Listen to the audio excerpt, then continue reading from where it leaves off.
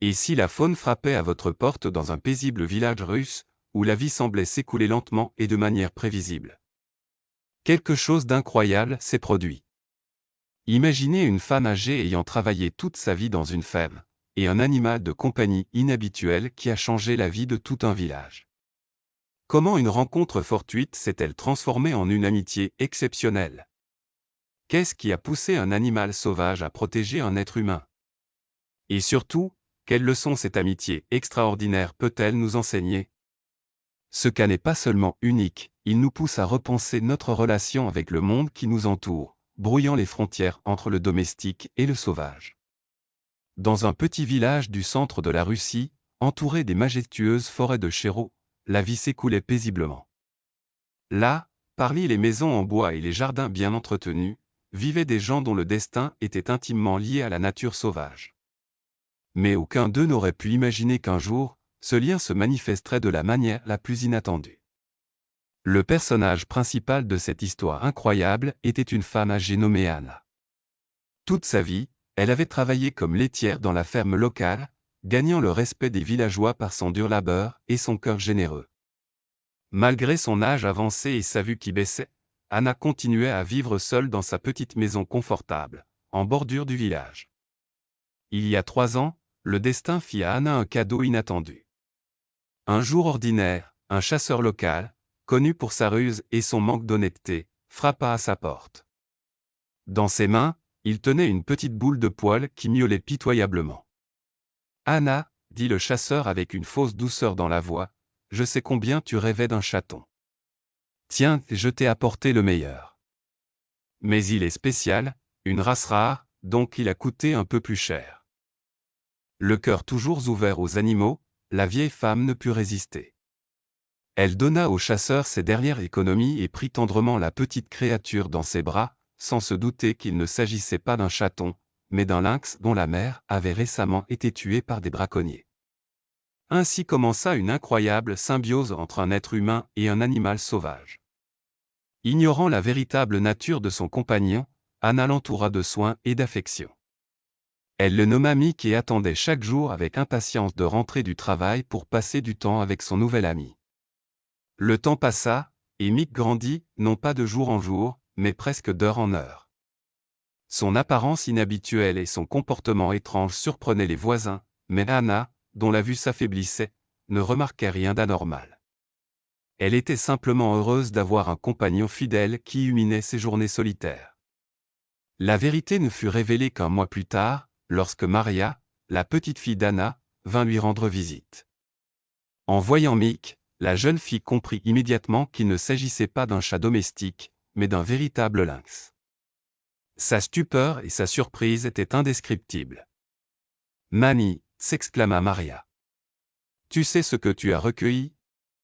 C'est un lynx. » La vieille femme fut bouleversée par cette révélation, mais elle s'était déjà tant attachée à Mick qu'elle refusa catégoriquement de le relâcher dans la forêt. Il est à moi, dit-elle fermement, et je ne l'abandonnerai pas. Comprenant que le lynx ne pourrait plus survivre seul dans la nature, Maria accepta la décision de sa grand-mère. Elle l'aida à réaménager la maison pour que Mick s'y sente bien et lui enseigna comment s'occuper correctement de ce compagnon hors du commun.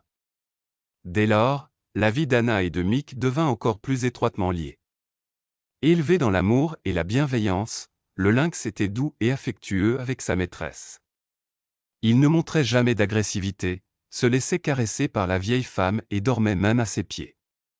Maria, qui venait souvent leur rendre visite, s'attacha elle aussi à Mick. Elle adorait se promener avec lui dans la forêt, où le lynx retrouvait ses instincts. Malgré cette liberté, Mick rentrait toujours à la maison, comme s'il comprenait qu'une véritable famille Y attendait. Les villageois finirent par s'habituer à ce compagnon inhabituel. Certains venaient même spécialement pour voir le lynx apprivoisé, s'émerveillant de sa nature calme. Mick devint une véritable attraction locale, un symbole de l'amour capable d'adoucir même le cœur le plus sauvage. Mais la vraie nature de Mick se révéla un jour fatidique de juin, lorsqu'un groupe de jeunes gens arriva au village. Leur comportement bruyant et agressif perturba le calme habituel des habitants. Musique forte, alcool, propos déplacés, tout cela provoquait l'indignation, mais personne n'osait les affronter. La situation dégénéra lorsque Maria sortit dans la rue. Sa beauté attira immédiatement l'attention des jeunes hommes éméchés. Leurs compliments vulgaires et leur insistance mirent la jeune fille mal à l'aise. Lorsqu'un des garçons tenta de la forcer à monter dans une voiture, quelque chose d'incroyable se produisit. Mick bondit des buissons avec un rugissement puissant. Son corps massif, ses pattes puissantes et ses crocs acérés inspirèrent la terreur. Le lynx se jeta sur les agresseurs de Maria, frappant de toutes parts. Pris de panique, les jeunes s'enfuirent jusqu'aux abords du village. Après s'être assuré qu'ils ne reviendraient pas, Mick retourna vers Maria, qui l'enlaça en larmes. Cette histoire fit rapidement le tour du village et des environs. Mick devint un véritable héros, et même ceux qui craignaient auparavant l'animal sauvage furent remplis d'admiration pour sa loyauté et son courage. Anna, apprenant l'exploit de Mick, ne put retenir ses larmes de fierté et de bonheur. Elle comprit que sa décision de garder ce petit lynx, malgré toutes les difficultés, avait été la bonne. Grâce à sa gentillesse et ses soins, Mick était devenu un protecteur, prêt à intervenir dans les moments difficiles.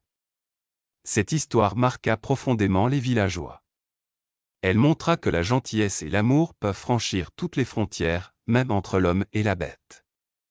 Les années ont passé, mais l'histoire du lynx apprivoisé ayant sauvé une jeune fille des voyous continue à être racontée de génération en génération. Elle est devenue une légende, nous rappelant qu'il n'y a rien de plus fort au monde que la bonté et la fidélité. Cette incroyable amitié entre une femme et un lynx est devenue un symbole d'harmonie entre la nature et la civilisation. Elle nous rappelle que chaque bonne action, chaque geste de tendresse, peut avoir des conséquences immenses, et que parfois, l'amitié la plus inattendue peut s'avérer être la plus forte et la plus loyale. Et ainsi, dans un petit village entouré de forêts russes, une vieille femme au grand cœur et un lynx orphelin ont écrit une histoire inoubliable. Leur amitié improbable a traversé les peurs, les jugements et les frontières entre l'homme et l'animal. Mick n'était pas seulement un animal sauvage apprivoisé, il était la preuve vivante que l'amour, la bonté et le respect peuvent transformer même la plus improbable des rencontres en liens indestructibles. Aujourd'hui encore, leur histoire continue d'inspirer ceux qui l'entendent.